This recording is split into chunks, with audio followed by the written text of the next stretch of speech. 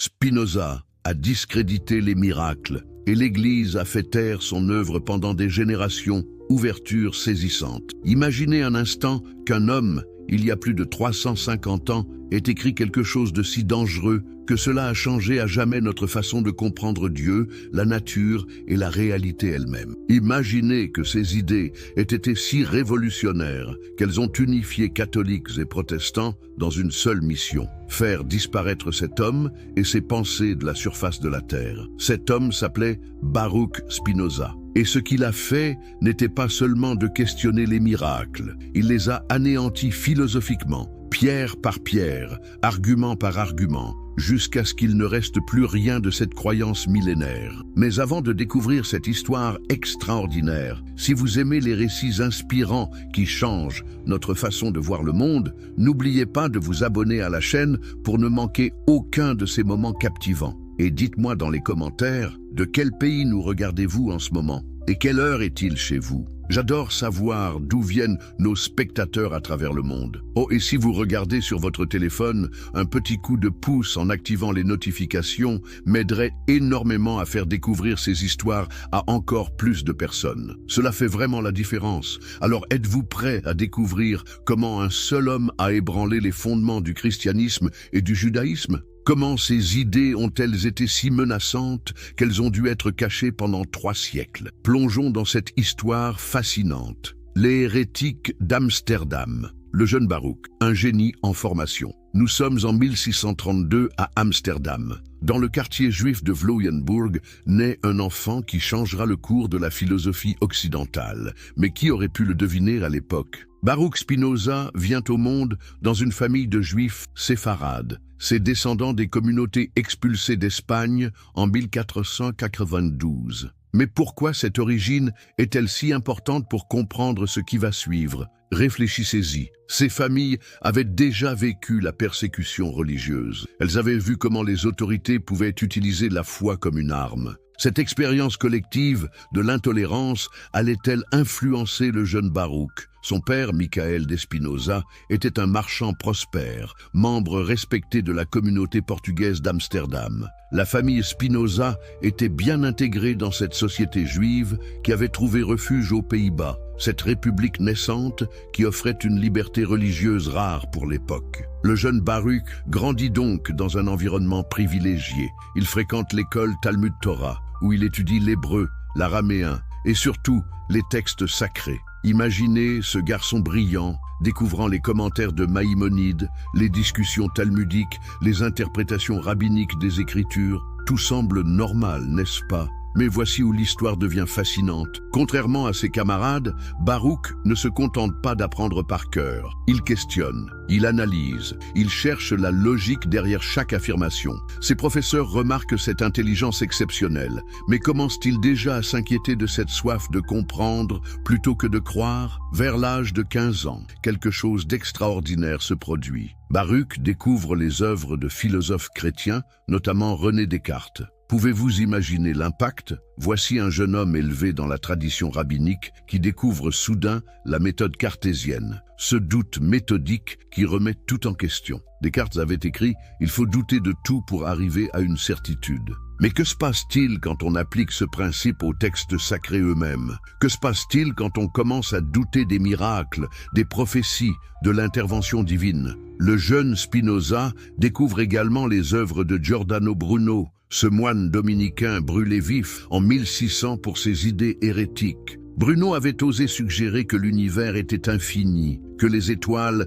étaient des soleils lointains, que Dieu et la nature ne faisaient qu'un. Ces idées résonnent-elles déjà dans l'esprit de Baruch? L'éveil philosophique, quand la raison défie la foi. À 18 ans, Baruch connaît déjà parfaitement les textes hébraïques, mais quelque chose a changé dans sa façon de les lire. Où ses condisciples voient des vérités révélées, lui commence à voir des contradictions, des incohérences, des impossibilités logiques. Prenons un exemple concret qui l'interpelle. Comment Moïse a-t-il pu écrire sa propre mort dans le Deutéronome? Comment peut-on décrire des événements qui se produisent après sa disparition? Pour ses maîtres, c'est un mystère de la foi. Pour Baruch, c'est une impossibilité logique qui suggère une origine humaine des textes.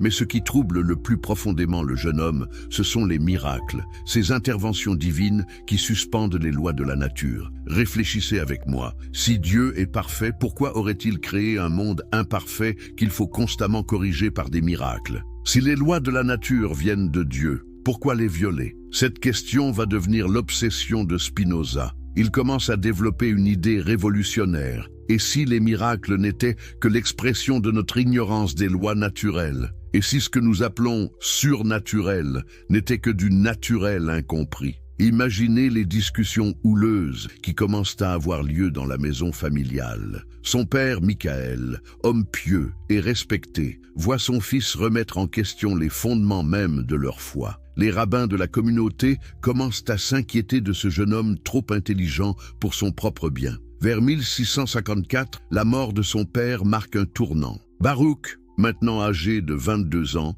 hérite de l'entreprise familiale, mais son cœur n'y est plus. Comment peut-il se préoccuper de commerce quand les questions métaphysiques les plus fondamentales l'obsèdent? Il commence à fréquenter les cercles intellectuels d'Amsterdam, ces groupes de libres penseurs qui se réunissent pour discuter de philosophie, de science, de religion. Il rencontre des chrétiens libéraux, des déistes, des sceptiques. Pour la première fois, il n'est plus seul avec ses doutes. C'est dans ces cercles qu'il rencontre Franciscus van den Enden, un ancien jésuite devenu libre penseur qui dirige une école privée. Van den Enden enseigne non seulement le latin, mais aussi les idées les plus avancées de l'époque. Il présente à Spinoza les œuvres de Galilée, de Hobbes, des atomistes anciens comme Lucrèce. Pouvez-vous imaginer l'excitation intellectuelle de Baruch? Voici un univers de pensée où la raison règne en maître, où l'on peut questionner tout, même Dieu. Mais cette liberté a un prix, l'isolement croissant de sa communauté d'origine,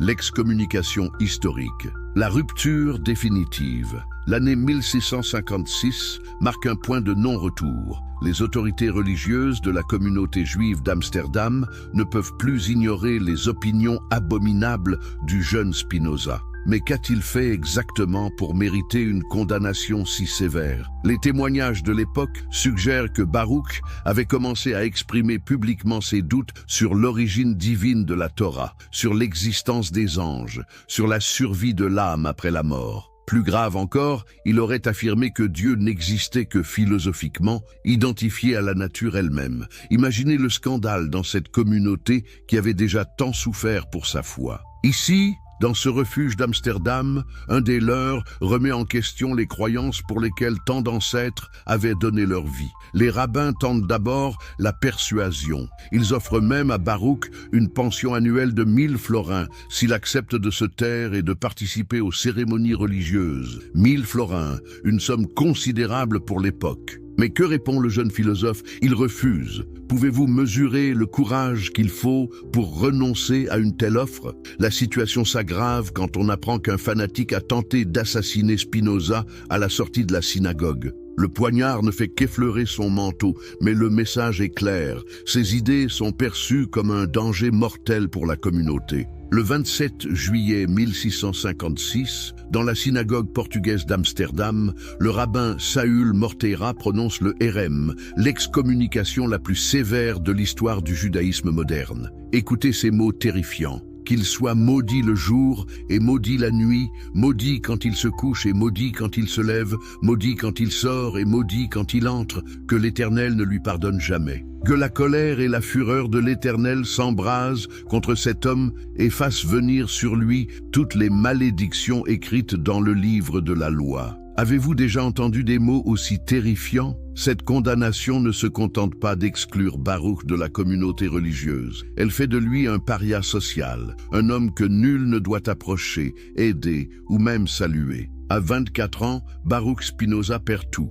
sa famille, ses amis, sa communauté, son nom même. Car désormais, il ne sera plus Baruch, le béni, mais Benedictus, la traduction latine de son prénom. Un homme nouveau naît de cette excommunication, libre de toute attache communautaire, libre de penser sans contrainte. Mais cette liberté a-t-elle un prix? Spinoza se retrouve seul, obligé de gagner sa vie comme polisseur de lentilles, métier qu'il avait appris chez Van den Enden. Imaginez ce génie philosophique, passant ses journées à polir des verres optiques, ses soirées à élaborer le système de pensée le plus révolutionnaire de son époque. La nature contre le surnaturel, Deus sive natura, la révolution conceptuelle. Après son excommunication, Spinoza n'abandonne pas la philosophie. Au contraire, il la radicalise. Dans sa modeste maison de Rijnsburg, puis de Warburg, il développe l'idée la plus révolutionnaire de l'histoire de la pensée occidentale. Deus sive natura, Dieu ou la nature. Mais que signifie exactement cette formule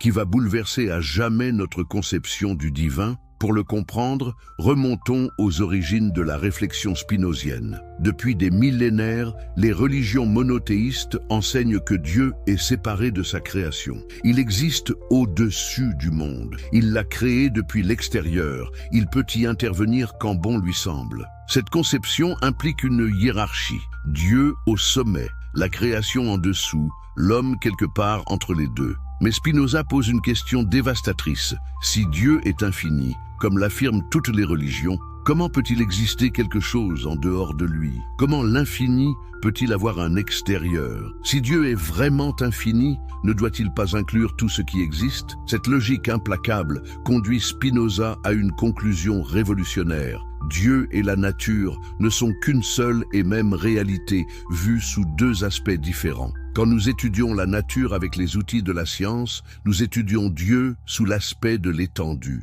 Quand nous analysons nos pensées et nos sentiments, nous étudions Dieu sous l'aspect de la pensée. Mais imaginez les implications de cette idée. Si Dieu est identique à la nature, alors il ne peut pas exister avant la création, comme le raconte la Genèse. Il ne peut pas décider de créer le monde à un moment donné. Il ne peut pas choisir les lois qui régissent l'univers. Tout cela devient non-sens logique. Pour Spinoza, Dieu n'est pas un architecte qui conçoit puis construit l'univers selon ses plans. Il est l'univers lui-même dans sa totalité, avec toutes ses lois, toutes ses propriétés, tous ses phénomènes. La nature n'est pas l'œuvre de Dieu, elle est Dieu en action. Cette conception anéantit l'idée d'un Dieu personnel qui aurait des désirs, des colères, des préférences. Comment la nature pourrait-elle préférer les Juifs aux gentils? Comment pourrait-elle être jalouse ou vindicative? Ces attributs humains appliqués à Dieu deviennent, aux yeux de Spinoza, des superstitions anthropomorphiques. Mais alors, que devient la prière? Que deviennent les rituels religieux?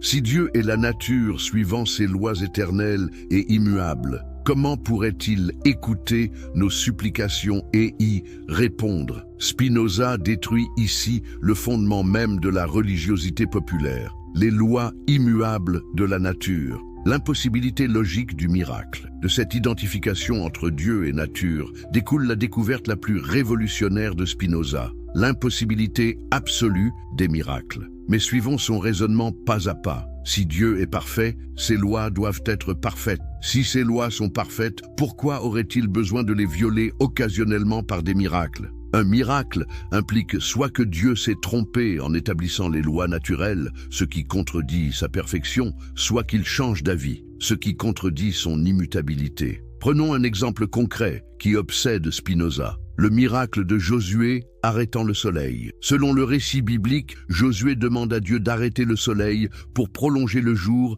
et achever sa victoire sur les Amorites. Et Dieu exauce cette prière. Mais analysons ce récit avec les outils de la raison. D'abord, le texte suppose que le soleil tourne autour de la Terre, ce que l'astronomie moderne a démenti. Ensuite, si la Terre cessait vraiment de tourner, les conséquences seraient catastrophiques. Tsunamis gigantesques, tremblements de terre, bouleversements atmosphériques. L'humanité entière aurait péri. Plus fondamentalement, pourquoi Dieu aurait-il suspendu les lois de la mécanique céleste pour favoriser une tribu particulière dans une guerre locale? Cette intervention ne révèle-t-elle pas une conception terriblement anthropocentrique et tribale de la divinité? Spinoza propose une explication alternative. Ce que les anciens ont interprété comme un miracle était probablement un phénomène naturel qu'ils ne comprenaient pas. Peut-être une éclipse, peut-être un phénomène météorologique, peut-être une simple métaphore poétique pour dire que la bataille a semblé durer éternellement. Cette méthode d'analyse,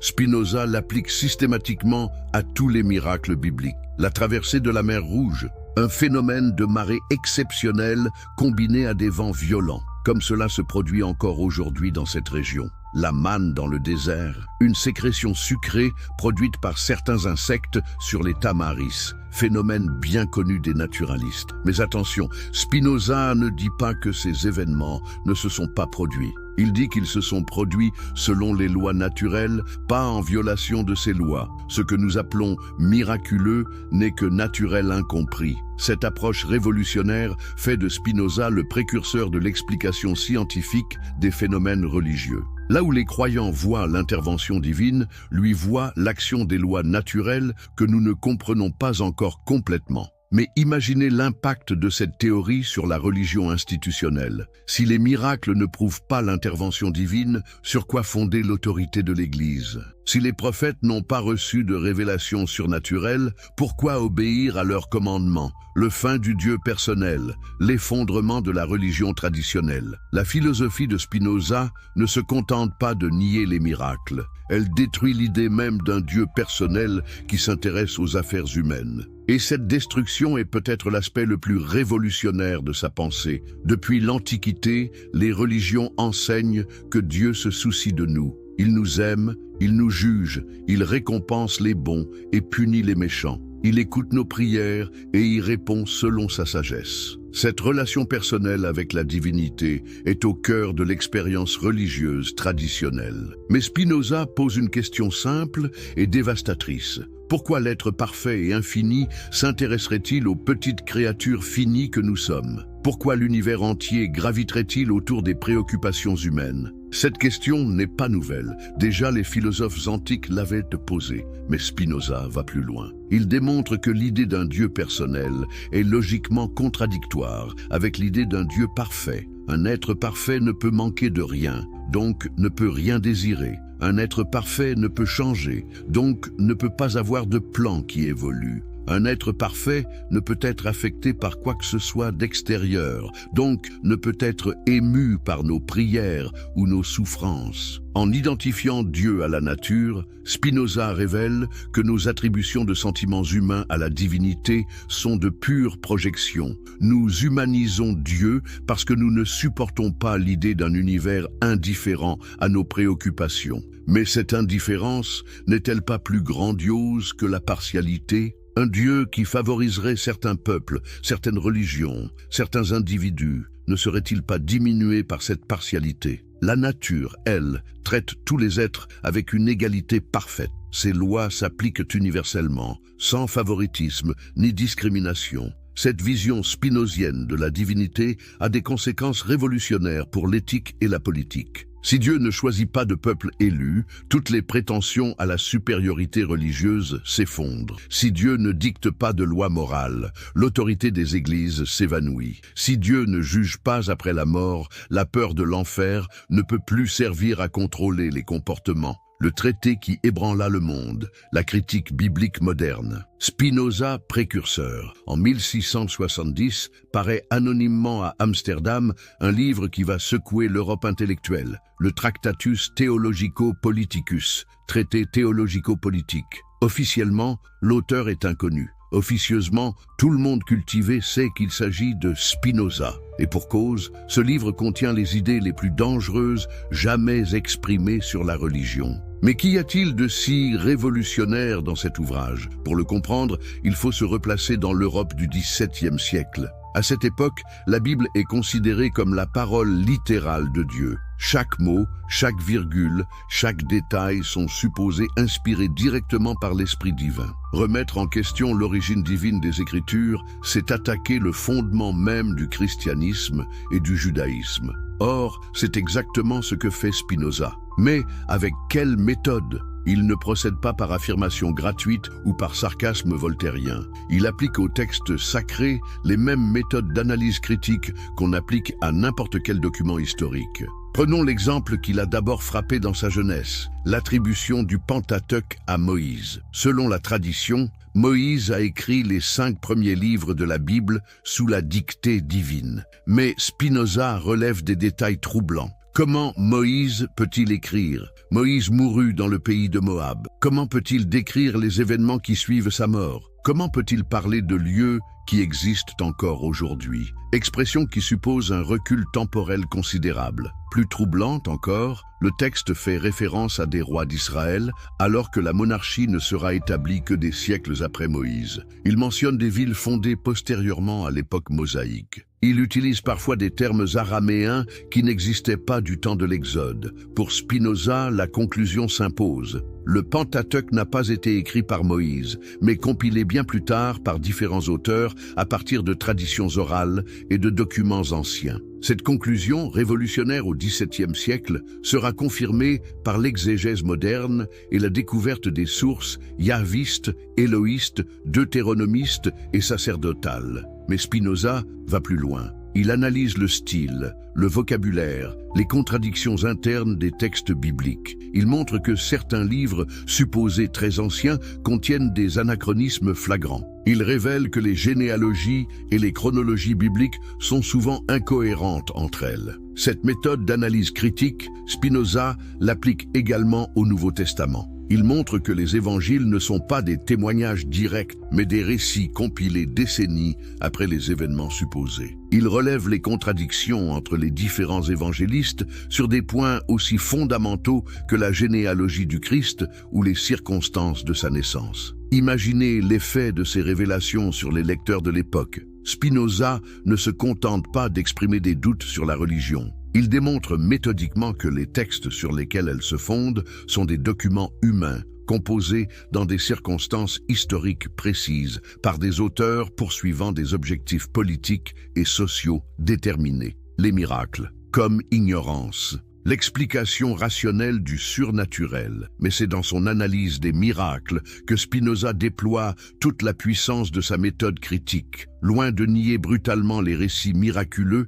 il propose une grille d'interprétation révolutionnaire qui respecte les textes tout en les dépouillant de leur caractère surnaturel. Sa méthode est géniale par sa simplicité. Puisque les lois de la nature sont immuables, car elles expriment la perfection divine, tout événement apparemment miraculeux doit avoir une explication naturelle. Notre tâche n'est pas de nier les faits rapportés, mais de comprendre les phénomènes naturels qui les sous-tendent. Prenons l'exemple de la traversée de la mer Rouge, épisode central de l'épopée hébraïque. Selon l'Exode, Moïse étend sa main sur les eaux, qui se séparent pour laisser passer les Hébreux, puis se referment sur l'armée égyptienne. L'interprétation traditionnelle y voit une intervention divine directe. Spinoza propose une explication alternative. Les Hébreux ont profité d'un phénomène naturel exceptionnel mais prévisible. Dans cette région, des vents violents peuvent effectivement repousser les eaux et créer temporairement des passages praticables.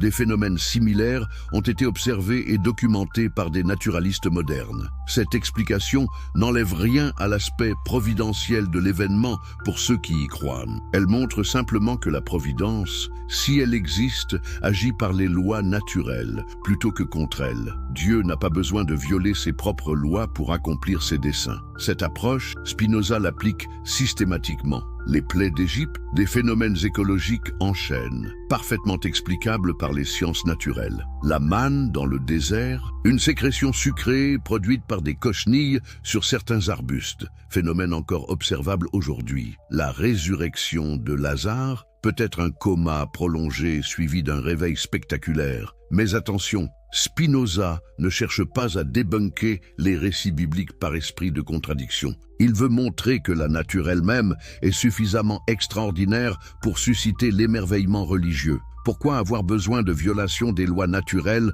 quand ces lois elles-mêmes révèlent une harmonie et une beauté infinie? Cette approche révolutionnaire fait de Spinoza le précurseur de l'anthropologie religieuse moderne. Il comprend que les récits miraculeux remplissent une fonction sociale et psychologique précise. Il renforce la cohésion du groupe, légitimant l'autorité des chefs religieux, donnent un sens aux événements incompréhensibles. La prophétie démystifiée, des visionnaires aux politiciens. L'analyse spinozienne de la prophétie est peut-être l'aspect le plus subversif de son traité. Car s'attaquer aux prophètes, c'est s'attaquer au fondement même de l'autorité religieuse dans les trois monothéismes. Traditionnellement, les prophètes sont considérés comme des messagers divins, recevant directement de Dieu des révélations qu'ils transmettent ensuite aux hommes. Cette communication surnaturelle est censée garantir la vérité de leur message et justifier l'obéissance qu'on leur doit. Mais Spinoza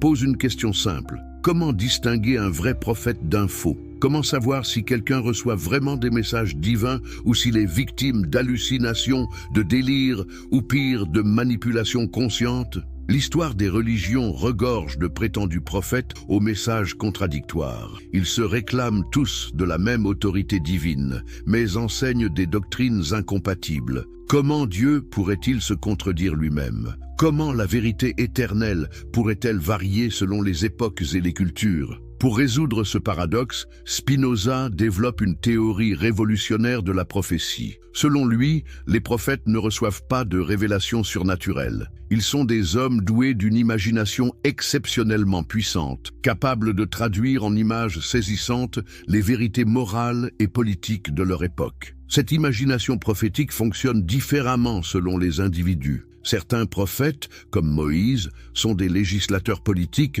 qui utilisent l'autorité divine pour faire accepter leurs réformes. D'autres, comme Jérémie ou Isaïe, sont des poètes visionnaires qui expriment les aspirations morales de leur peuple. Cette théorie explique pourquoi les prophéties se réalisent rarement au sens littéral, mais conservent une vérité symbolique durable. Elles ne prédisent pas l'avenir de manière surnaturelle, mais expriment des tendances profondes de l'histoire humaine, perçues intuitivement par des esprits exceptionnels. Prenons l'exemple des prophéties messianiques dans le judaïsme. Selon Spinoza, elles ne prédisent pas la venue d'un sauveur surnaturel, mais expriment l'aspiration légitime du peuple juif à retrouver son indépendance politique et sa dignité nationale. Cette interprétation, scandaleuse au XVIIe siècle, préfigure étonnamment le sionisme moderne. Cette démystification de la prophétie a des conséquences politiques considérables. Si les prophètes ne sont pas des messagers divins, mais des leaders charismatiques utilisant le langage religieux à des fins politiques, alors leur autorité doit être évaluée rationnellement, non acceptée aveuglément. Cette approche critique s'applique également au Spinoza à discréditer les miracles. Et l'Église a fait taire son œuvre pendant des générations ouvertures saisissantes. Imaginez un instant qu'un homme, il y a plus de 350 ans, ait écrit quelque chose de si dangereux que cela a changé à jamais notre façon de comprendre Dieu, la nature et la réalité elle-même. Imaginez que ces idées aient été si révolutionnaires qu'elles ont unifié catholiques et protestants dans une seule mission: faire disparaître cet homme et ses pensées de la surface de la terre. Cet homme s'appelait Baruch Spinoza. Et ce qu'il a fait n'était pas seulement de questionner les miracles, il les a anéantis philosophiquement, pierre par pierre, argument par argument, jusqu'à ce qu'il ne reste plus rien de cette croyance millénaire. Mais avant de découvrir cette histoire extraordinaire, si vous aimez les récits inspirants qui changent notre façon de voir le monde, n'oubliez pas de vous abonner à la chaîne pour ne manquer aucun de ces moments captivants. Et dites-moi dans les commentaires, de quel pays nous regardez-vous en ce moment? Et quelle heure est-il chez vous? J'adore savoir d'où viennent nos spectateurs à travers le monde. Oh, et si vous regardez sur votre téléphone, un petit coup de pouce en activant les notifications m'aiderait énormément à faire découvrir ces histoires à encore plus de personnes. Cela fait vraiment la différence. Alors êtes-vous prêt à découvrir comment un seul homme a ébranlé les fondements du christianisme et du judaïsme? Comment ces idées ont-elles été si menaçantes qu'elles ont dû être cachées pendant 3 siècles? Plongeons dans cette histoire fascinante. Les hérétiques d'Amsterdam. Le jeune Baruch, un génie en formation. Nous sommes en 1632 à Amsterdam. Dans le quartier juif de Vloyenburg, naît un enfant qui changera le cours de la philosophie occidentale. Mais qui aurait pu le deviner à l'époque? Baruch Spinoza vient au monde dans une famille de juifs séfarades, ses descendants des communautés expulsées d'Espagne en 1492. Mais pourquoi cette origine est-elle si importante pour comprendre ce qui va suivre? Réfléchissez-y. Ces familles avaient déjà vécu la persécution religieuse. Elles avaient vu comment les autorités pouvaient utiliser la foi comme une arme. Cette expérience collective de l'intolérance allait-elle influencer le jeune Baruch? Son père, Michael d'Espinosa, était un marchand prospère, membre respecté de la communauté portugaise d'Amsterdam. La famille Spinoza était bien intégrée dans cette société juive qui avait trouvé refuge aux Pays-Bas. cette république naissante qui offrait une liberté religieuse rare pour l'époque. Le jeune Baruch grandit donc dans un environnement privilégié. Il fréquente l'école Talmud Torah, où il étudie l'hébreu, l'araméen et surtout les textes sacrés. Imaginez ce garçon brillant, découvrant les commentaires de Maïmonide, les discussions talmudiques, les interprétations rabbiniques des Écritures. Tout semble normal, n'est-ce pas? Mais voici où l'histoire devient fascinante. Contrairement à ses camarades, Baruch ne se contente pas d'apprendre par cœur. Il questionne, il analyse, il cherche la logique derrière chaque affirmation. Ses professeurs remarquent cette intelligence exceptionnelle, mais commencent-ils déjà à s'inquiéter de cette soif de comprendre plutôt que de croire? Vers l'âge de 15 ans, quelque chose d'extraordinaire se produit. Baruch découvre les œuvres de philosophes chrétiens, notamment René Descartes. Pouvez-vous imaginer l'impact? Voici un jeune homme élevé dans la tradition rabbinique qui découvre soudain la méthode cartésienne, ce doute méthodique qui remet tout en question. Descartes avait écrit « Il faut douter de tout pour arriver à une certitude ». Mais que se passe-t-il quand on applique ce principe aux textes sacrés eux-mêmes? Que se passe-t-il quand on commence à douter des miracles, des prophéties, de l'intervention divine? Le jeune Spinoza découvre également les œuvres de Giordano Bruno, ce moine dominicain brûlé vif en 1600 pour ses idées hérétiques.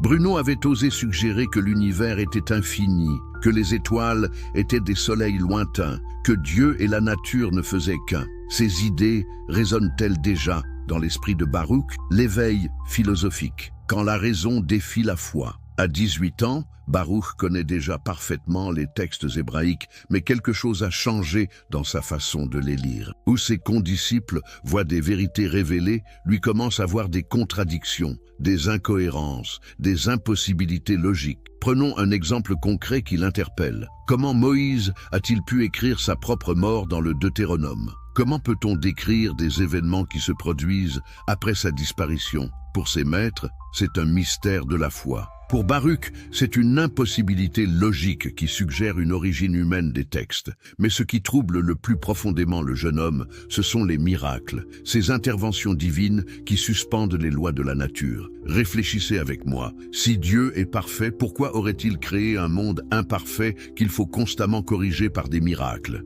Si les lois de la nature viennent de Dieu, pourquoi les violer? Cette question va devenir l'obsession de Spinoza. Il commence à développer une idée révolutionnaire. Et si les miracles n'étaient que l'expression de notre ignorance des lois naturelles? Et si ce que nous appelons surnaturel n'était que du naturel incompris? Imaginez les discussions houleuses qui commencent à avoir lieu dans la maison familiale. Son père, Michael, homme pieux et respecté, voit son fils remettre en question les fondements mêmes de leur foi. Les rabbins de la communauté commencent à s'inquiéter de ce jeune homme trop intelligent pour son propre bien. Vers 1654, la mort de son père marque un tournant. Baruch, maintenant âgé de 22 ans, hérite de l'entreprise familiale, mais son cœur n'y est plus. Comment peut-il se préoccuper de commerce quand les questions métaphysiques les plus fondamentales l'obsèdent? Il commence à fréquenter les cercles intellectuels d'Amsterdam, ces groupes de libres penseurs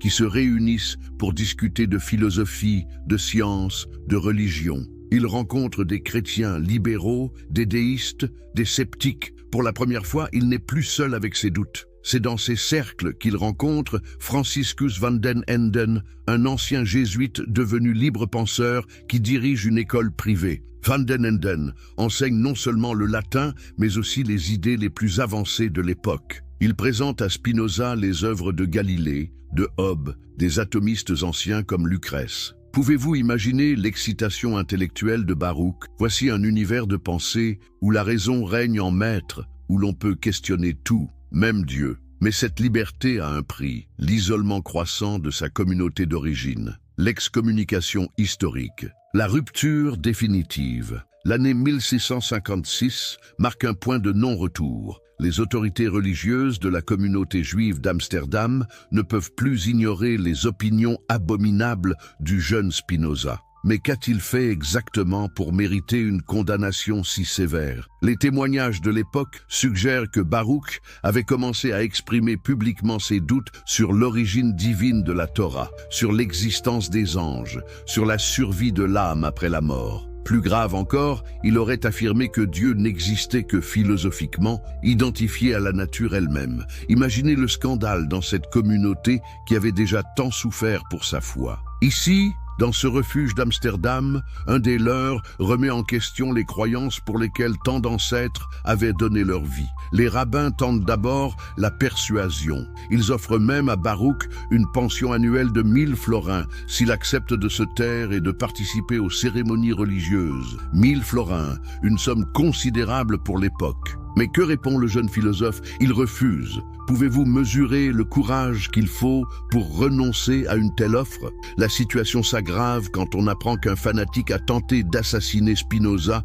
à la sortie de la synagogue. Le poignard ne fait qu'effleurer son manteau, mais le message est clair. Ses idées sont perçues comme un danger mortel pour la communauté. Le 27 juillet 1656, dans la synagogue portugaise d'Amsterdam, le rabbin Saül Morteira prononce le Hérem, l'excommunication la plus sévère de l'histoire du judaïsme moderne. Écoutez ces mots terrifiants. Qu'il soit maudit le jour et maudit la nuit, maudit quand il se couche et maudit quand il se lève, maudit quand il sort et maudit quand il entre, que l'Éternel ne lui pardonne jamais. Que la colère et la fureur de l'Éternel s'embrasent contre cet homme et fassent venir sur lui toutes les malédictions écrites dans le livre de la loi. Avez-vous déjà entendu des mots aussi terrifiants? Cette condamnation ne se contente pas d'exclure Baruch de la communauté religieuse. Elle fait de lui un paria social, un homme que nul ne doit approcher, aider ou même saluer. À 24 ans, Baruch Spinoza perd tout. Sa famille, ses amis, sa communauté, son nom même. Car désormais, il ne sera plus Baruch, le béni, mais Benedictus, la traduction latine de son prénom. Un homme nouveau naît de cette excommunication, libre de toute attache communautaire, libre de penser sans contrainte. Mais cette liberté a-t-elle un prix? Spinoza se retrouve seul, obligé de gagner sa vie comme polisseur de lentilles, métier qu'il avait appris chez Van den Enden. Imaginez ce génie philosophique, passant ses journées à polir des verres optiques, ses soirées à élaborer le système de pensée le plus révolutionnaire de son époque. La nature contre le surnaturel, Deus sive natura, la révolution conceptuelle. Après son excommunication, Spinoza n'abandonne pas la philosophie. Au contraire, il la radicalise. Dans sa modeste maison de Rijnsburg, puis de Voorburg, il développe l'idée la plus révolutionnaire de l'histoire de la pensée occidentale, Deus sive natura, Dieu ou la nature. Mais que signifie exactement cette formule qui va bouleverser à jamais notre conception du divin? Pour le comprendre, remontons aux origines de la réflexion spinozienne. Depuis des millénaires, les religions monothéistes enseignent que Dieu est séparé de sa création. Il existe au-dessus du monde. Il l'a créé depuis l'extérieur. Il peut y intervenir quand bon lui semble. Cette conception implique une hiérarchie. Dieu au sommet, la création en dessous, l'homme quelque part entre les deux. Mais Spinoza pose une question dévastatrice. Si Dieu est infini, comme l'affirment toutes les religions, comment peut-il exister quelque chose en dehors de lui? Comment l'infini peut-il avoir un extérieur? Si Dieu est vraiment infini, ne doit-il pas inclure tout ce qui existe? Cette logique implacable conduit Spinoza à une conclusion révolutionnaire. Dieu et la nature ne sont qu'une seule et même réalité, vue sous deux aspects différents. Quand nous étudions la nature avec les outils de la science, nous étudions Dieu sous l'aspect de l'étendue. Quand nous analysons nos pensées et nos sentiments, nous étudions Dieu sous l'aspect de la pensée. Mais imaginez les implications de cette idée. Si Dieu est identique à la nature, alors il ne peut pas exister avant la création, comme le raconte la Genèse. Il ne peut pas décider de créer le monde à un moment donné. Il ne peut pas choisir les lois qui régissent l'univers. Tout cela devient non-sens logique. Pour Spinoza, Dieu n'est pas un architecte qui conçoit puis construit l'univers selon ses plans. Il est l'univers lui-même dans sa totalité, avec toutes ses lois, toutes ses propriétés, tous ses phénomènes. La nature n'est pas l'œuvre de Dieu, elle est Dieu en action. Cette conception anéantit l'idée d'un Dieu personnel qui aurait des désirs, des colères, des préférences. Comment la nature pourrait-elle préférer les Juifs aux gentils? Comment pourrait-elle être jalouse ou vindicative? Ces attributs humains appliqués à Dieu deviennent, aux yeux de Spinoza, des superstitions anthropomorphiques. Mais alors, que devient la prière? Que deviennent les rituels religieux? Si Dieu est la nature suivant ses lois éternelles et immuables, comment pourrait-il écouter nos supplications et y répondre? Spinoza détruit ici le fondement même de la religiosité populaire, les lois immuables de la nature. L'impossibilité logique du miracle. De cette identification entre Dieu et nature découle la découverte la plus révolutionnaire de Spinoza, l'impossibilité absolue des miracles. Mais suivons son raisonnement pas à pas. Si Dieu est parfait, ses lois doivent être parfaites. Si ces lois sont parfaites, pourquoi aurait-il besoin de les violer occasionnellement par des miracles? Un miracle implique soit que Dieu s'est trompé en établissant les lois naturelles, ce qui contredit sa perfection, soit qu'il change d'avis, ce qui contredit son immutabilité. Prenons un exemple concret qui obsède Spinoza. Le miracle de Josué arrêtant le soleil. Selon le récit biblique, Josué demande à Dieu d'arrêter le soleil pour prolonger le jour et achever sa victoire sur les Amorites. Et Dieu exauce cette prière. Mais analysons ce récit avec les outils de la raison. D'abord, le texte suppose que le soleil tourne autour de la Terre, ce que l'astronomie moderne a démenti. Ensuite, si la Terre cessait vraiment de tourner, les conséquences seraient catastrophiques. Tsunamis gigantesques, tremblements de terre, bouleversements atmosphériques. L'humanité entière aurait péri. Plus fondamentalement, pourquoi Dieu aurait-il suspendu les lois de la mécanique céleste pour favoriser une tribu particulière dans une guerre locale? Cette intervention ne révèle-t-elle pas une conception terriblement anthropocentrique et tribale de la divinité? Spinoza propose une explication alternative. Ce que les anciens ont interprété comme un miracle était probablement un phénomène naturel qu'ils ne comprenaient pas. Peut-être une éclipse, peut-être un phénomène météorologique, peut-être une simple métaphore poétique pour dire que la bataille a semblé durer éternellement. Cette méthode d'analyse, Spinoza l'applique systématiquement à tous les miracles bibliques. La traversée de la mer Rouge, un phénomène de marée exceptionnelle combiné à des vents violents, comme cela se produit encore aujourd'hui dans cette région. La manne dans le désert, une sécrétion sucrée produite par certains insectes sur les tamaris, phénomène bien connu des naturalistes. Mais attention, Spinoza ne dit pas que ces événements ne se sont pas produits. Il dit qu'ils se sont produits selon les lois naturelles, pas en violation de ces lois. Ce que nous appelons miraculeux n'est que naturel incompris. Cette approche révolutionnaire fait de Spinoza le précurseur de l'explication scientifique des phénomènes religieux. Là où les croyants voient l'intervention divine, lui voient l'action des lois naturelles que nous ne comprenons pas encore complètement. Mais imaginez l'impact de cette théorie sur la religion institutionnelle. Si les miracles ne prouvent pas l'intervention divine, sur quoi fonder l'autorité de l'Église? Si les prophètes n'ont pas reçu de révélation surnaturelle, pourquoi obéir à leurs commandements? Le fin du Dieu personnel, l'effondrement de la religion traditionnelle. La philosophie de Spinoza ne se contente pas de nier les miracles. Elle détruit l'idée même d'un Dieu personnel qui s'intéresse aux affaires humaines. Et cette destruction est peut-être l'aspect le plus révolutionnaire de sa pensée. Depuis l'Antiquité, les religions enseignent que Dieu se soucie de nous. Il nous aime, il nous juge, il récompense les bons et punit les méchants. Il écoute nos prières et y répond selon sa sagesse. Cette relation personnelle avec la divinité est au cœur de l'expérience religieuse traditionnelle. Mais Spinoza pose une question simple et dévastatrice. Pourquoi l'être parfait et infini s'intéresserait-il aux petites créatures finies que nous sommes? Pourquoi l'univers entier graviterait-il autour des préoccupations humaines? Cette question n'est pas nouvelle. Déjà, les philosophes antiques l'avaient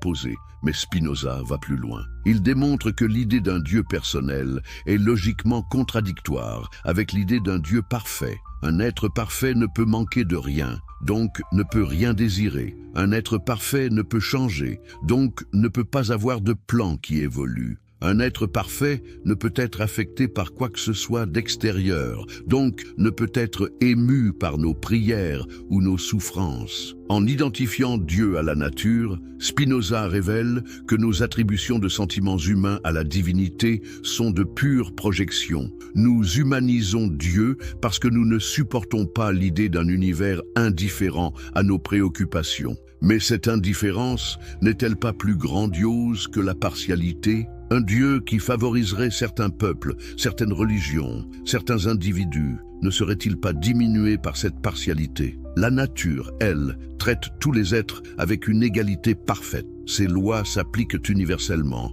sans favoritisme ni discrimination. Cette vision spinozienne de la divinité a des conséquences révolutionnaires pour l'éthique et la politique. Si Dieu ne choisit pas de peuple élu, toutes les prétentions à la supériorité religieuse s'effondrent. Si Dieu ne dicte pas de loi morale, l'autorité des églises s'évanouit. Si Dieu ne juge pas après la mort, la peur de l'enfer ne peut plus servir à contrôler les comportements. Le traité qui ébranla le monde, la critique biblique moderne. Spinoza, précurseur. En 1670, paraît anonymement à Amsterdam un livre qui va secouer l'Europe intellectuelle, le Tractatus Theologico-Politicus, traité théologico-politique. Officiellement, l'auteur est inconnu. Officieusement, tout le monde cultivé sait qu'il s'agit de Spinoza. Et pour cause, ce livre contient les idées les plus dangereuses jamais exprimées sur la religion. Mais qu'y a-t-il de si révolutionnaire dans cet ouvrage? Pour le comprendre,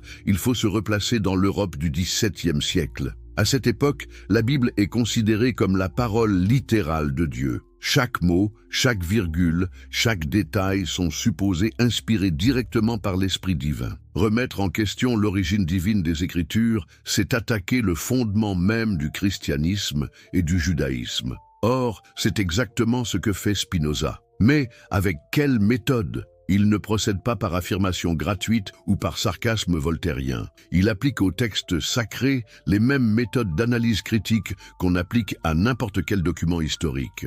Prenons l'exemple qu'il a d'abord frappé dans sa jeunesse, l'attribution du Pentateuque à Moïse. Selon la tradition, Moïse a écrit les 5 premiers livres de la Bible sous la dictée divine. Mais Spinoza relève des détails troublants. Comment Moïse peut-il écrire? Moïse mourut dans le pays de Moab. Comment peut-il décrire les événements qui suivent sa mort? Comment peut-il parler de lieux qui existent encore aujourd'hui? Expression qui suppose un recul temporel considérable. Plus troublante encore, le texte fait référence à des rois d'Israël, alors que la monarchie ne sera établie que des siècles après Moïse. Il mentionne des villes fondées postérieurement à l'époque mosaïque.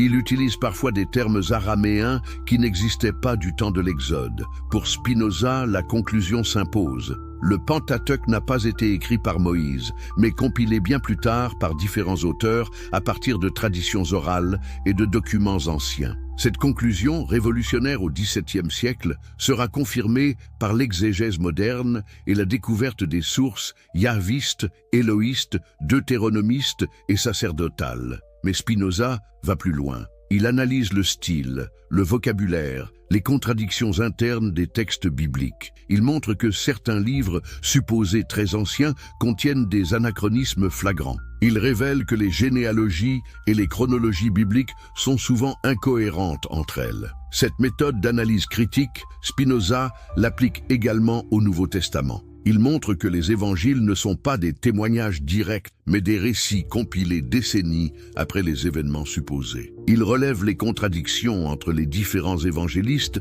sur des points aussi fondamentaux que la généalogie du Christ ou les circonstances de sa naissance. Imaginez l'effet de ces révélations sur les lecteurs de l'époque. Spinoza ne se contente pas d'exprimer des doutes sur la religion. Il démontre méthodiquement que les textes sur lesquels elle se fonde sont des documents humains, composés dans des circonstances historiques précises, par des auteurs poursuivant des objectifs politiques et sociaux déterminés. Les miracles, comme ignorance. L'explication rationnelle du surnaturel, mais c'est dans son analyse des miracles que Spinoza déploie toute la puissance de sa méthode critique. Loin de nier brutalement les récits miraculeux, il propose une grille d'interprétation révolutionnaire qui respecte les textes tout en les dépouillant de leur caractère surnaturel. Sa méthode est géniale par sa simplicité. Puisque les lois de la nature sont immuables, car elles expriment la perfection divine, tout événement apparemment miraculeux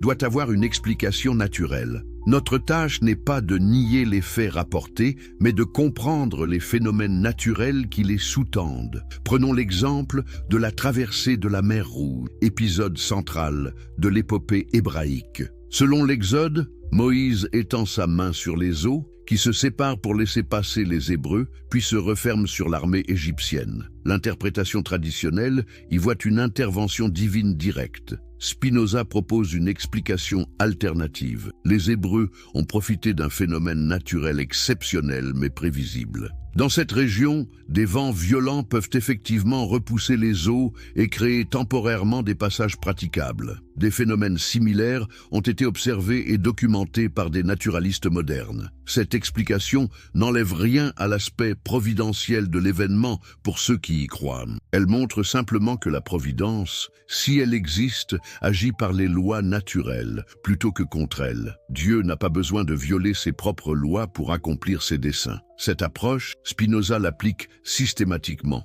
Les plaies d'Égypte, des phénomènes écologiques enchaînent, parfaitement explicables par les sciences naturelles. La manne dans le désert, une sécrétion sucrée produite par des cochenilles sur certains arbustes, phénomène encore observable aujourd'hui. La résurrection de Lazare, peut-être un coma prolongé suivi d'un réveil spectaculaire. Mais attention, Spinoza ne cherche pas à débunker les récits bibliques par esprit de contradiction. Il veut montrer que la nature elle-même est suffisamment extraordinaire pour susciter l'émerveillement religieux. Pourquoi avoir besoin de violation des lois naturelles quand ces lois elles-mêmes révèlent une harmonie et une beauté infinie? Cette approche révolutionnaire fait de Spinoza le précurseur de l'anthropologie religieuse moderne. Il comprend que les récits miraculeux remplissent une fonction sociale et psychologique précise. Il renforce la cohésion du groupe, légitimant l'autorité des chefs religieux, donnent un sens aux événements incompréhensibles. La prophétie démystifiée, des visionnaires aux politiciens. L'analyse spinozienne de la prophétie est peut-être l'aspect le plus subversif de son traité. Car s'attaquer aux prophètes, c'est s'attaquer au fondement même de l'autorité religieuse dans les trois monothéismes. Traditionnellement, les prophètes sont considérés comme des messagers divins, recevant directement de Dieu des révélations qu'ils transmettent ensuite aux hommes. Cette communication surnaturelle est censée garantir la vérité de leur message et justifier l'obéissance qu'on leur doit. Mais Spinoza pose une question simple. Comment distinguer un vrai prophète d'un faux ? Comment savoir si quelqu'un reçoit vraiment des messages divins ou s'il est victime d'hallucinations, de délires ou pire, de manipulations conscientes? L'histoire des religions regorge de prétendus prophètes aux messages contradictoires. Ils se réclament tous de la même autorité divine, mais enseignent des doctrines incompatibles. Comment Dieu pourrait-il se contredire lui-même? Comment la vérité éternelle pourrait-elle varier selon les époques et les cultures? Pour résoudre ce paradoxe, Spinoza développe une théorie révolutionnaire de la prophétie. Selon lui, les prophètes ne reçoivent pas de révélations surnaturelles. Ils sont des hommes doués d'une imagination exceptionnellement puissante, capables de traduire en images saisissantes les vérités morales et politiques de leur époque. Cette imagination prophétique fonctionne différemment selon les individus. Certains prophètes, comme Moïse, sont des législateurs politiques qui utilisent l'autorité divine pour faire accepter leurs réformes. D'autres, comme Jérémie ou Isaïe, sont des poètes visionnaires qui expriment les aspirations morales de leur peuple. Cette théorie explique pourquoi les prophéties se réalisent rarement au sens littéral, mais conservent une vérité symbolique durable. Elles ne prédisent pas l'avenir de manière surnaturelle, mais expriment des tendances profondes de l'histoire humaine, perçues intuitivement par des esprits exceptionnels. Prenons l'exemple des prophéties messianiques dans le judaïsme. Selon Spinoza, elles ne prédisent pas la venue d'un sauveur surnaturel, mais expriment l'aspiration légitime du peuple juif à retrouver son indépendance politique et sa dignité nationale. Cette interprétation, scandaleuse au XVIIe siècle, préfigure étonnamment le sionisme moderne. Cette démystification de la prophétie a des conséquences politiques considérables. Si les prophètes ne sont pas des messagers divins, mais des leaders charismatiques utilisant le langage religieux à des fins politiques, alors leur autorité doit être évaluée rationnellement, non acceptée aveuglément. Cette approche critique s'applique également aux fondateurs des grandes religions. Jésus, Mahomet, Bouddha ne sont plus des êtres surnaturels recevant des révélations divines, mais des réformateurs religieux et sociaux exceptionnels, utilisant le langage de leur époque pour transmettre des vérités morales universelles. Cette vision révolutionnaire transforme complètement notre compréhension des textes sacrés. Ils ne sont plus des codes législatifs dictés par Dieu, mais des documents historiques reflétant les aspirations et les préoccupations de communautés humaines à des moments précis de leur développement. Mais imaginez l'impact de cette théorie sur l'autorité religieuse. Si les prophètes ne sont pas des messagers divins infaillibles, sur quelle base les églises peuvent-elles prétendre détenir la vérité absolue? Si les Écritures sont des œuvres humaines inspirées mais non dictées par Dieu, comment justifier leur interprétation littérale? Spinoza ouvre ici la voie à une approche symbolique et allégorique des textes religieux, approche qui ne sera pleinement développée qu'au XIXe siècle par l'exégèse historico-critique. Il montre que la véritable valeur des Écritures ne réside pas dans leur exactitude historique ou scientifique, mais dans leur capacité à élever moralement l'humanité. Cette distinction entre vérité historique et vérité spirituelle permet de sauver l'essentiel du message religieux tout en l'adaptant aux découvertes de la science moderne. On peut être profondément religieux sans croire que le monde a été créé en 6 jours ou que Noé a rassemblé tous les animaux dans son arche. Mais cette libération de la lecture littérale des Écritures s'accompagne d'une responsabilité nouvelle, celle de distinguer dans les textes sacrés ce qui relève de l'inspiration morale universelle et ce qui appartient aux circonstances historiques particulières de leur rédaction. Cette tâche herméneutique, Spinoza la confie non plus aux autorités religieuses, mais à la raison humaine, éclairée par l'histoire et les sciences. Révolution considérable qui fait de chaque individu cultivé un interprète potentiel des Écritures, libéré de la tutelle cléricale. La réaction furieuse des églises, la prohibition catholique, l'index et l'inquisition. À peine publié, le traité théologico-politique de Spinoza déclenche une tempête dans toute l'Europe chrétienne. Mais pourquoi cette réaction si violente? Après tout, d'autres philosophes avant lui avaient critiqué certains aspects de la religion. Qu'y avait-il de si particulièrement dangereux dans l'approche spinozienne? La réponse tient à la méthode révolutionnaire employée par le philosophe. Contrairement à ses prédécesseurs qui attaquaient la religion par des sarcasmes ou des négations brutales, Spinoza procède avec une rigueur scientifique implacable. Il ne dit pas « la Bible est fausse ». Il démontre « voici comment la Bible a été composée, par qui, dans quelles circonstances et pourquoi ». Cette approche est infiniment plus dangereuse pour l'Église catholique qu'une attaque frontale, car elle ne peut être réfutée par l'anathème ou l'excommunication. Elle exige une réponse rationnelle, et c'est précisément ce que l'Église ne peut pas fournir sans remettre en question ses propres fondements. La réaction de Rome ne se fait pas attendre. Dès 1671, à peine un an après la publication anonyme du traité, l'ouvrage est inscrit à l'Index Librorum Prohibitorum, cette liste des livres interdits aux fidèles catholiques. Mais cette mesure habituelle s'avère insuffisante face à la diffusion rapide de l'œuvre, car le livre de Spinoza circule dans toute l'Europe cultivée. Traduit clandestinement en français, en anglais, en allemand, il nourrit les discussions dans les salons parisiens, les universités hollandaises, les cours princières allemandes. Comment arrêter cette propagation des idées les plus subversives jamais exprimées sur la religion? L'Inquisition romaine met en place un dispositif répressif d'une ampleur exceptionnelle. Elle ne se contente pas d'interdire le livre, elle traque ses lecteurs, ses diffuseurs, ses commentateurs. Des réseaux entiers de correspondants sont démantelés, des libraires sont emprisonnés, des exemplaires sont brûlés publiquement sur les places des villes catholiques. Mais cette répression révèle surtout la panique qui s'empare des autorités ecclésiastiques. Car les arguments de Spinoza ne peuvent être réfutés par la force. Ils exigent une réponse intellectuelle que l'Église peine à formuler. Prenons un exemple concret de cette difficulté. Spinoza démontre que le Pentateuque n'a pas pu être écrit par Moïse. Il cite des preuves textuelles précises, des anachronismes flagrants, des contradictions internes. Comment l'Église peut-elle répondre à ces arguments sans admettre que sa lecture traditionnelle des Écritures pose problème? La stratégie adoptée consiste à éviter le débat sur le fond. Plutôt que de réfuter les arguments de Spinoza, l'Église préfère attaquer sa personne. Il devient l'athée de Warburg, le juif apostate, l'ennemi du genre humain. Cette diabolisation personnelle permet d'éviter d'affronter ses idées sur le terrain rationnel. Mais cette stratégie a un coût. Elle révèle l'incapacité de l'institution religieuse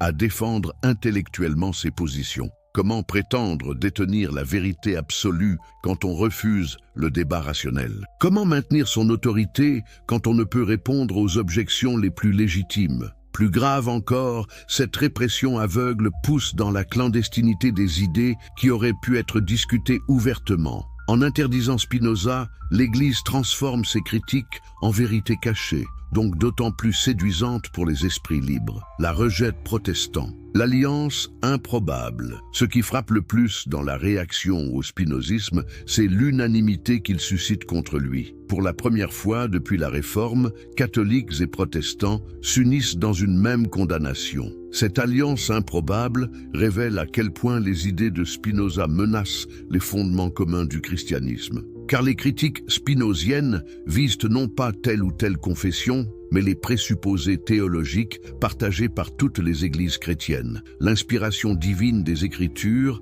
la réalité des miracles, l'existence d'un Dieu personnel, la survie de l'âme après la mort. En Hollande même, patrie de la tolérance religieuse, les autorités calvinistes rivalisent de sévérité avec l'Inquisition catholique. Le synode de Dordrecht condamne solennellement les opinions impies et blasphématoires du traité. Les pasteurs sont invités à mettre en garde leurs fidèles contre ce poison mortel pour l'âme chrétienne. Mais pourquoi cette violence particulière des protestants contre Spinoza? Après tout, le principe réformé du sola scriptura, l'écriture seule, aurait pu les rendre plus ouverts à une analyse critique des textes bibliques. La réponse tient au fait que Spinoza menace le fondement même de la Réforme. En démontrant l'origine humaine des Écritures, il ruine l'autorité biblique sur laquelle Luther et Calvin avaient voulu reconstruire le christianisme. Si la Bible n'est pas la parole littérale de Dieu, comment justifier la rupture avec Rome? Comment maintenir l'autorité spirituelle des pasteurs face à celle des prêtres? Cette menace existentielle explique la virulence des attaques protestantes contre le philosophe. En Angleterre, l'évêque Edward Stillingfleet dénonce l'athée Spinoza qui détruit toute religion révélée. En Allemagne, les théologiens luthériens multiplient les réfutations savantes du système impie développé dans le traité. Mais ces réfutations révèlent surtout l'embarras de leurs auteurs. Car comment critiquer la méthode d'analyse textuelle de Spinoza sans remettre en question la critique biblique que la Réforme avait elle-même développée contre le catholicisme? Comment condamner l'usage de la raison en matière religieuse quand on l'avait soi-même revendiqué contre l'autorité pontificale? Cette contradiction explique le caractère souvent confus et défensif des réponses protestantes au spinozisme. Elles oscillent entre la condamnation morale, Spinoza est un impie, et la réfutation technique, ses arguments sont sophistiques, sans jamais parvenir à une synthèse convaincante. Plus révélateur encore, certains théologiens protestants commencent secrètement à intégrer certaines critiques spinoziennes dans leur propre travail exégétique. Ils admettent discrètement que certains livres bibliques posent des problèmes d'attribution, que certains récits miraculeux peuvent s'expliquer naturellement, que l'inspiration divine n'exclut pas la médiation humaine dans la rédaction des Écritures. Cette évolution souterraine prépare le développement au XVIIIe et XIXe siècle de l'exégèse historico-critique dans les universités protestantes allemandes. Mais à l'époque de Spinoza, elle ne peut s'avouer publiquement sans risquer l'accusation de spinozisme, devenu synonyme d'athéisme. La peur de la raison. Pourquoi Spinoza était plus dangereux? Pour bien comprendre la violence de la réaction anti-spinoziste, il faut saisir ce qui rendait ce philosophe infiniment plus dangereux que ses prédécesseurs critiques de la religion. Cette dangerosité tenait à 3 facteurs qui se combinaient de manière explosive. Premièrement, Spinoza ne critiquait pas la religion de l'extérieur en tant qu'incroyant déclaré, mais de l'intérieur en tant que connaisseur intime des textes sacrés. Formé dans la tradition rabbinique, maîtrisant parfaitement l'hébreu biblique, il ne pouvait être disqualifié comme un ignorant parlant de ce qu'il ne connaît pas. Ses analyses textuelles révélaient une érudition que peu de théologiens chrétiens pouvaient égaler. Quand il relevait des contradictions dans la chronologie biblique ou des anachronismes dans le vocabulaire hébraïque, ses observations étaient techniquement irréfutables. Comment l'Église pouvait-elle répondre à un homme qui connaissait mieux qu'elle les textes qu'elle prétendait interpréter infailliblement? Deuxièmement, la méthode spinozienne était d'une rigueur scientifique qui interdisait les échappatoires habituels. Contrairement aux polémistes anti-religieux de son époque qui procédaient par moquerie ou par affirmation gratuite, Spinoza argumentait avec la précision d'un géomètre. Chacune de ses conclusions découlait logiquement de prémices soigneusement établies. Sa démonstration de l'impossibilité des miracles partait de l'affirmation, acceptée par tous les théologiens, de la perfection divine. Sa critique de l'anthropomorphisme religieux s'appuyait sur l'idée, également consensuelle, de l'infinité de Dieu. Cette rigueur méthodologique rendait ses adversaires impuissants. Ils ne pouvaient l'accuser d'ignorance, puisqu'il maîtrisait parfaitement les textes. Ils ne pouvaient le taxer de sophistique, puisque ses raisonnements étaient d'une logique implacable. Ils ne pouvaient le traiter de matérialiste vulgaire, puisqu'il parlait constamment de Dieu et développait une spiritualité profonde. Troisièmement, et c'est peut-être le plus important, Spinoza ne se contentait pas de détruire, il reconstruisait. Il ne laissait pas ses lecteurs dans le vide spirituel, mais leur proposait une vision alternative du divin, de la nature, de l'homme et de son destin. Cette religiosité spinozienne, dépouillée de superstition mais conservant une dimension sacrée, était infiniment plus séduisante qu'un athéisme brutal. Elle permettait de concilier les exigences de la raison moderne avec le besoin spirituel fondamental de l'être humain. Cette synthèse originale attirait précisément les esprits les plus cultivés et les plus réfléchis de l'époque. Ces intellectuels, qui ne pouvaient plus accepter naïvement les dogmes traditionnels, mais ne voulaient pas sombrer dans le matérialisme désenchanté. C'est cette séduction exercée sur l'élite intellectuelle qui terrifiait le plus les églises, car cette élite formait l'opinion publique éclairée, celle qui orientait les choix politiques et culturels des sociétés européennes. Si elle basculait vers le spinozisme, c'était l'influence sociale du christianisme qui risquait de s'effondrer. Cette peur explique l'acharnement particulier mis à combattre non seulement Spinoza lui-même, mais tous ceux qui pouvaient être soupçonnés de sympathie spinoziste. Il fallait à tout prix empêcher la constitution d'une école, d'un mouvement, d'une tradition intellectuelle alternative au christianisme. Cette stratégie de containment explique le silence relatif qui entoure Spinoza pendant près de 2 siècles après sa mort. Non pas que ses idées aient disparu, mais elles ne pouvaient s'exprimer ouvertement sans exposer leurs défenseurs à l'ostracisme social et aux persécutions religieuses. Ce n'est qu'avec les Lumières, puis le romantisme allemand, que le spinozisme pourra enfin sortir de la clandestinité et révéler toute sa fécondité philosophique. Mais cette émergence tardive confirme paradoxalement la justesse de l'intuition des autorités religieuses du XVIIe siècle. Spinoza était effectivement le plus dangereux ennemi qu'elles aient jamais affronté, car contrairement aux autres critiques de la religion qui ne sapaient que tel ou tel aspect de la croyance, lui attaquaient les fondements même de la pensée religieuse traditionnelle. Il ne proposait pas une réforme du christianisme, mais son dépassement philosophique. Et cette proposition s'avérait d'autant plus redoutable qu'elle était rationnellement irrésistible et spirituellement séduisante. Spinoza a discrédité les miracles, et l'Église a fait taire son œuvre pendant des générations, ouverture saisissante. Imaginez un instant qu'un homme, il y a plus de 350 ans, ait écrit quelque chose de si dangereux que cela a changé à jamais notre façon de comprendre Dieu, la nature et la réalité elle-même. Imaginez que ces idées aient été si révolutionnaires qu'elles ont unifié catholiques et protestants dans une seule mission: faire disparaître cet homme et ses pensées de la surface de la terre. Cet homme s'appelait Baruch Spinoza. Et ce qu'il a fait n'était pas seulement de questionner les miracles, il les a anéantis philosophiquement,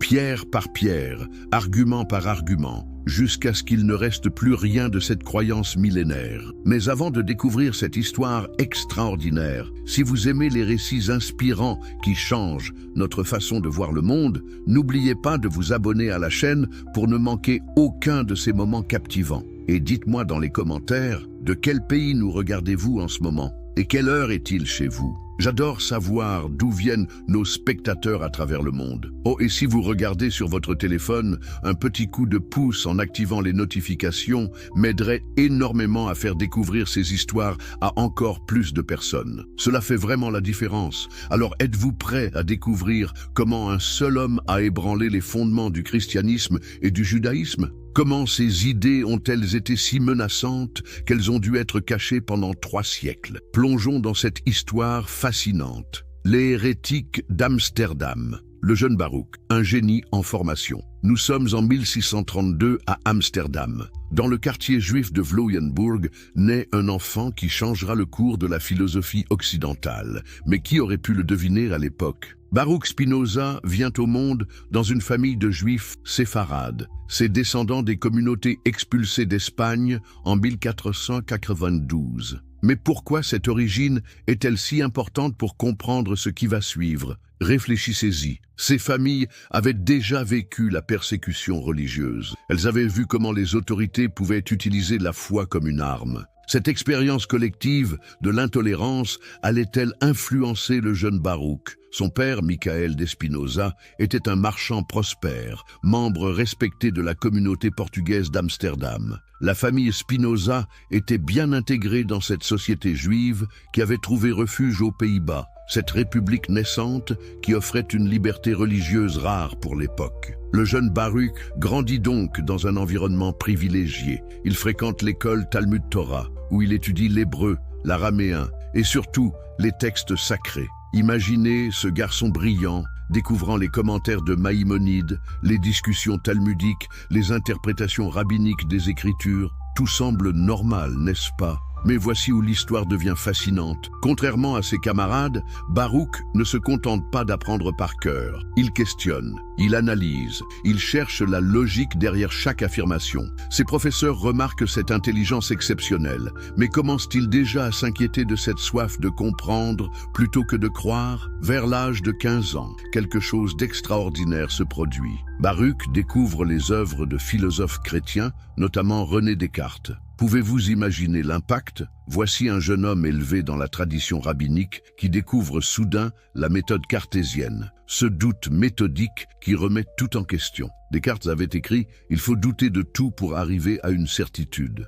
Mais que se passe-t-il quand on applique ce principe aux textes sacrés eux-mêmes? Que se passe-t-il quand on commence à douter des miracles, des prophéties, de l'intervention divine? Le jeune Spinoza découvre également les œuvres de Giordano Bruno, ce moine dominicain brûlé vif en 1600 pour ses idées hérétiques. Bruno avait osé suggérer que l'univers était infini, que les étoiles étaient des soleils lointains, que Dieu et la nature ne faisaient qu'un. Ces idées résonnent-elles déjà dans l'esprit de Baruch? L'éveil philosophique, quand la raison défie la foi. À 18 ans, Baruch connaît déjà parfaitement les textes hébraïques, mais quelque chose a changé dans sa façon de les lire. Où ses condisciples voient des vérités révélées, lui commence à voir des contradictions, des incohérences, des impossibilités logiques. Prenons un exemple concret qui l'interpelle. Comment Moïse a-t-il pu écrire sa propre mort dans le Deutéronome? Comment peut-on décrire des événements qui se produisent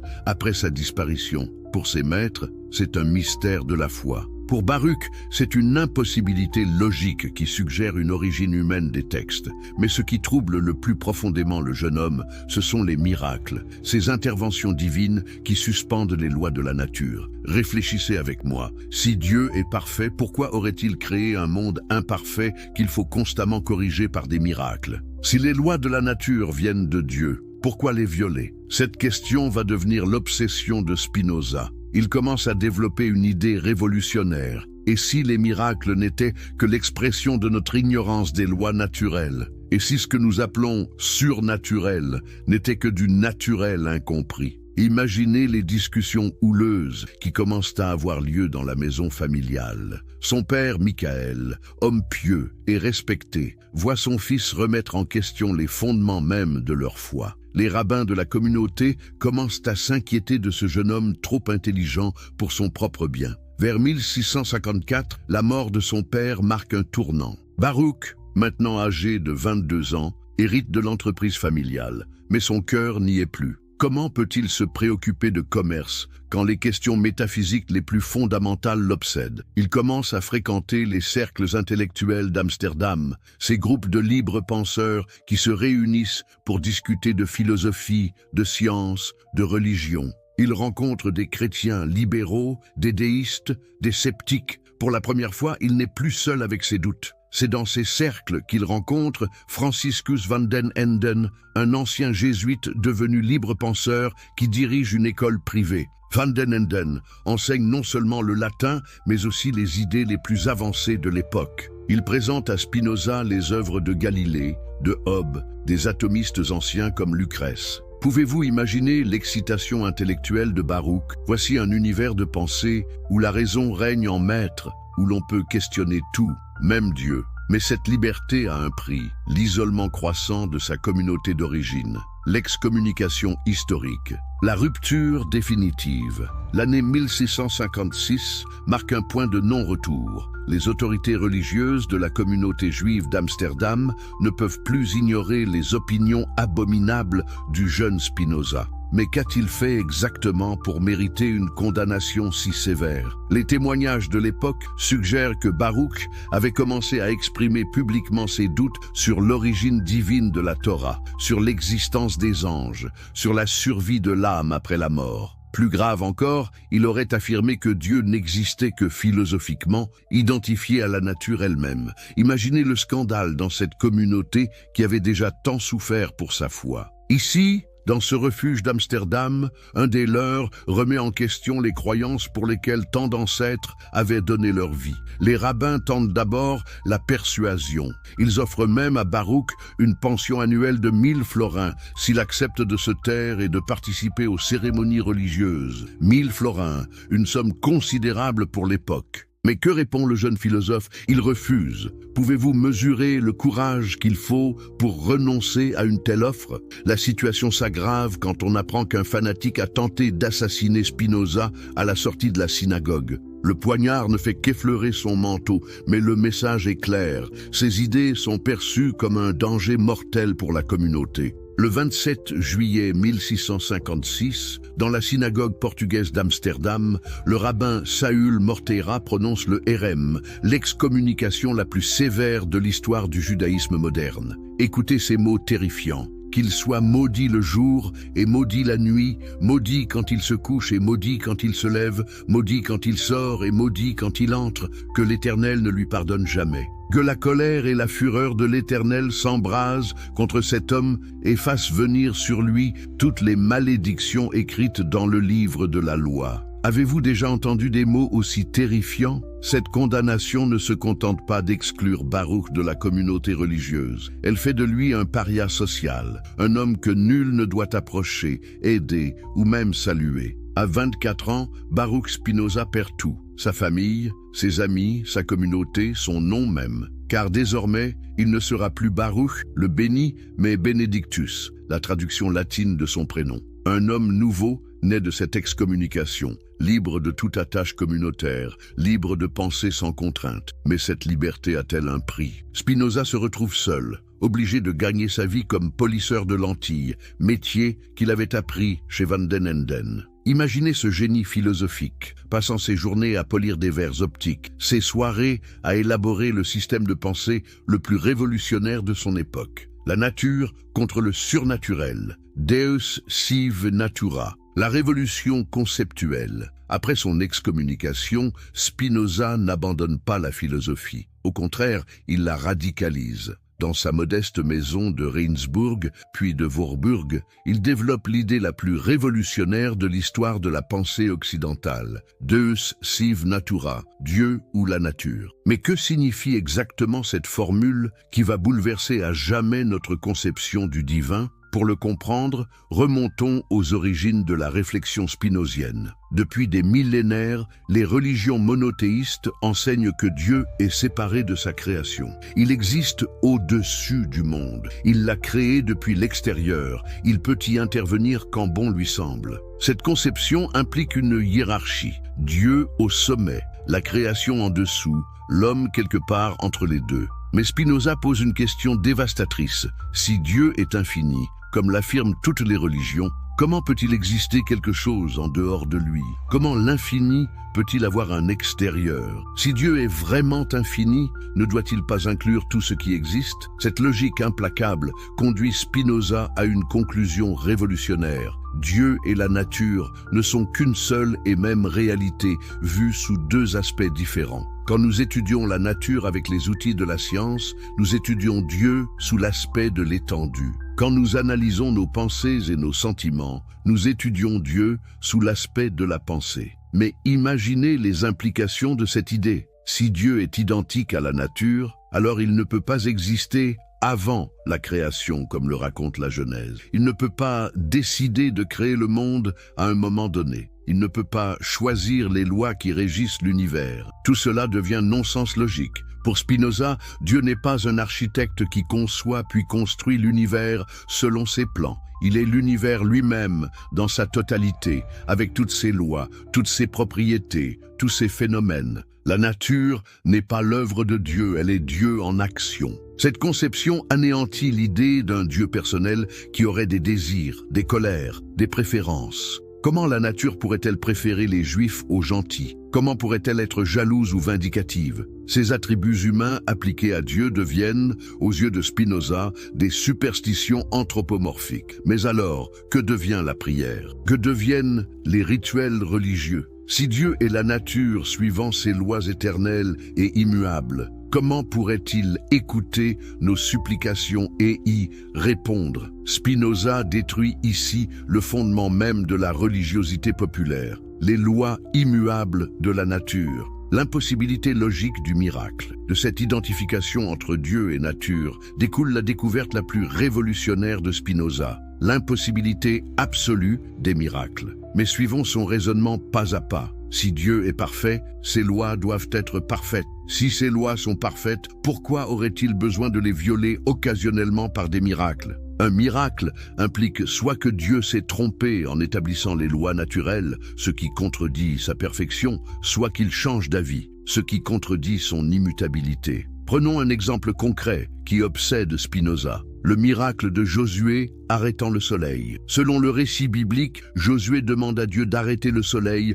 pour prolonger le jour et achever sa victoire sur les Amorites. Et Dieu exauce cette prière. Mais analysons ce récit avec les outils de la raison. D'abord, le texte suppose que le soleil tourne autour de la Terre, ce que l'astronomie moderne a démenti. Ensuite, si la Terre cessait vraiment de tourner, les conséquences seraient catastrophiques. Tsunamis gigantesques, tremblements de terre, bouleversements atmosphériques. L'humanité entière aurait péri. Plus fondamentalement, pourquoi Dieu aurait-il suspendu les lois de la mécanique céleste pour favoriser une tribu particulière dans une guerre locale? Cette intervention ne révèle-t-elle pas une conception terriblement anthropocentrique et tribale de la divinité? Spinoza propose une explication alternative. Ce que les anciens ont interprété comme un miracle était probablement un phénomène naturel qu'ils ne comprenaient pas. Peut-être une éclipse, peut-être un phénomène météorologique, peut-être une simple métaphore poétique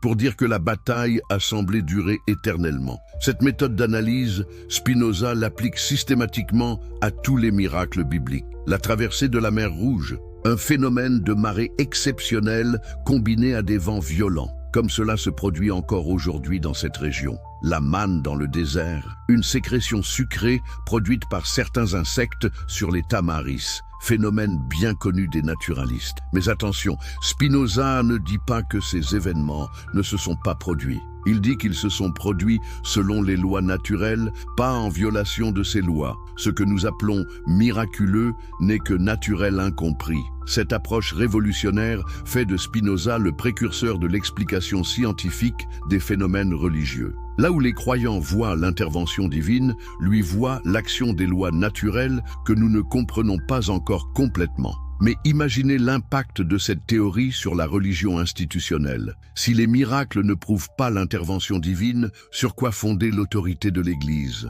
Si les prophètes n'ont pas reçu de révélation surnaturelle, pourquoi obéir à leurs commandements? Le fin du Dieu personnel, l'effondrement de la religion traditionnelle. La philosophie de Spinoza ne se contente pas de nier les miracles. Elle détruit l'idée même d'un Dieu personnel qui s'intéresse aux affaires humaines. Et cette destruction est peut-être l'aspect le plus révolutionnaire de sa pensée. Depuis l'Antiquité, les religions enseignent que Dieu se soucie de nous. Il nous aime, il nous juge, il récompense les bons et punit les méchants. Il écoute nos prières et y répond selon sa sagesse. Cette relation personnelle avec la divinité est au cœur de l'expérience religieuse traditionnelle. Mais Spinoza pose une question simple et dévastatrice. Pourquoi l'être parfait et infini s'intéresserait-il aux petites créatures finies que nous sommes? Pourquoi l'univers entier graviterait-il autour des préoccupations humaines? Cette question n'est pas nouvelle. Déjà, les philosophes antiques l'avaient posée. Mais Spinoza va plus loin. Il démontre que l'idée d'un Dieu personnel est logiquement contradictoire avec l'idée d'un Dieu parfait. Un être parfait ne peut manquer de rien, donc ne peut rien désirer. Un être parfait ne peut changer, donc ne peut pas avoir de plan qui évolue. Un être parfait ne peut être affecté par quoi que ce soit d'extérieur, donc ne peut être ému par nos prières ou nos souffrances. En identifiant Dieu à la nature, Spinoza révèle que nos attributions de sentiments humains à la divinité sont de pures projections. Nous humanisons Dieu parce que nous ne supportons pas l'idée d'un univers indifférent à nos préoccupations. Mais cette indifférence n'est-elle pas plus grandiose que la partialité ? Un Dieu qui favoriserait certains peuples, certaines religions, certains individus, ne serait-il pas diminué par cette partialité? La nature, elle, traite tous les êtres avec une égalité parfaite. Ses lois s'appliquent universellement, sans favoritisme ni discrimination. Cette vision spinozienne de la divinité a des conséquences révolutionnaires pour l'éthique et la politique. Si Dieu ne choisit pas de peuple élu, toutes les prétentions à la supériorité religieuse s'effondrent. Si Dieu ne dicte pas de loi morale, l'autorité des églises s'évanouit. Si Dieu ne juge pas après la mort, la peur de l'enfer ne peut plus servir à contrôler les comportements. Le traité qui ébranla le monde, la critique biblique moderne. Spinoza, précurseur. En 1670, paraît anonymement à Amsterdam un livre qui va secouer l'Europe intellectuelle, le Tractatus Theologico-Politicus, traité théologico-politique. Officiellement, l'auteur est inconnu. Officieusement, tout le monde cultivé sait qu'il s'agit de Spinoza. Et pour cause, ce livre contient les idées les plus dangereuses jamais exprimées sur la religion. Mais qu'y a-t-il de si révolutionnaire dans cet ouvrage? Pour le comprendre, il faut se replacer dans l'Europe du XVIIe siècle. À cette époque, la Bible est considérée comme la parole littérale de Dieu. Chaque mot, chaque virgule, chaque détail sont supposés inspirés directement par l'Esprit divin. Remettre en question l'origine divine des Écritures, c'est attaquer le fondement même du christianisme et du judaïsme. Or, c'est exactement ce que fait Spinoza. Mais avec quelle méthode ? Il ne procède pas par affirmation gratuite ou par sarcasme voltairien. Il applique aux textes sacrés les mêmes méthodes d'analyse critique qu'on applique à n'importe quel document historique.